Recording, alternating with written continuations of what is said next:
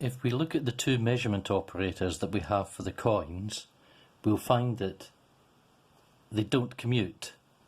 If you multiply them in that order, it's not the same as when you multiply them in that order. Just to test that out, the C operator is 1, 0, 0, minus 1, and the spin operator is 0, 1, 1, 0. And if you multiply them, you get 0, 0, 1, 0, 0 minus 1, so that should be a 1, 0, 0. If you do them the opposite way around, so that was CS, if we do SC,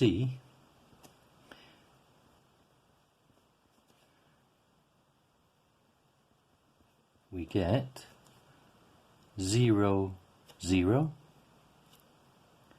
0 minus 1, 1, 0, 0, 0. Which are different. One's the negative of the other.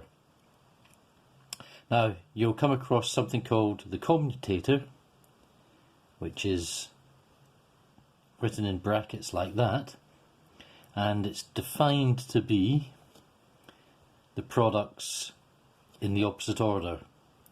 And we can see what the commutator for C and S is here. It's 0, 1, minus 1, 0, minus 0, minus 1, 1, 0, equals 0, 1 minus minus 1 is 2, minus 1 minus 1 is minus 2, 0 minus 0 is 0. Now, it's no accident that they don't commute. I should perhaps say something about this, the commutator. In many approaches to quantum mechanics, this is taken as perhaps the defining characteristic of the operators in quantum mechanics.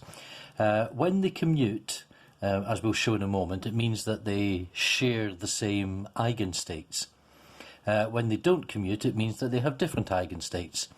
And the operators don't change from one physical situation to another. As we saw in the example when we were building operator equations, depending on the combination of operators, we can get different eigenstates and eigenvalues. But the operators themselves remain the same. So in many approaches to quantum mechanics, it's not the actual states themselves which are considered to be the defining characteristic. It's the operators that generate those states. And the relationship between the operators is quite often summarized in terms of their commutation relationships. I think I'll leave it at that. Now, the fact that these don't commute isn't an accident. If we've got an operator A with eigenvalues AI, sorry, with eigenvectors AI and eigenvalues AI without brackets, and it shares those eigenvectors and values with a different operator, so it's the same eigenvectors but possibly different eigenvalues, then we can quite easily show that these commute.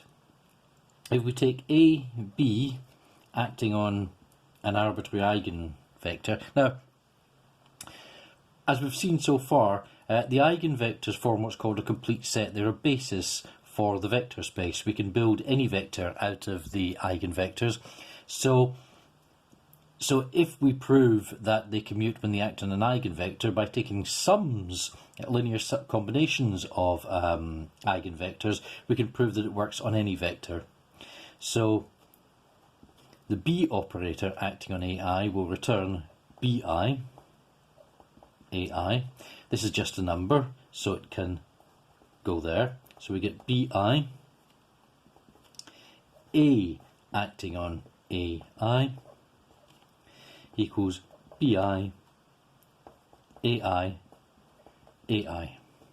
And if we do it the other way around, it should be quite clear that we get the same thing again, AI, BI, AI,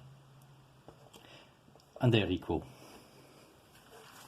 However, if we have the two operators again, but this time when when B acts on one of A's eigenvectors, it doesn't return an eigenvector again. Instead, it returns some arbitrary vector, which can be expressed as a sum of eigenvectors of A.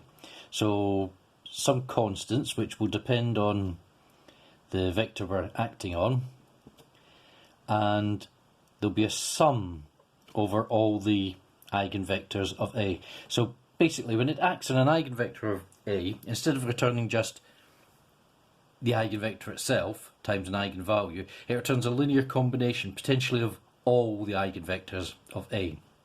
So now, when we perform the AB operation acting on AI, we've just worked out what that is, so it's A summed over J. Actually, that should be A J. We're summing over the J components. And we can bring the A inside, and because it's a matrix acting on vectors, it's linear, so we get summation over J, Cij. A acting on Aj gives the eigenvalue Aj, and the vector Aj. Not writing that very clearly. Now if we do it the other way around, we'll see what we get. We get B acting on A acting on AI just returns the eigenvalue AI times the vector AI. This is just a constant, so we can pull it out. So it equals AI. Now B acting on AI gives us all this stuff. Summation over J, Cij, Aj.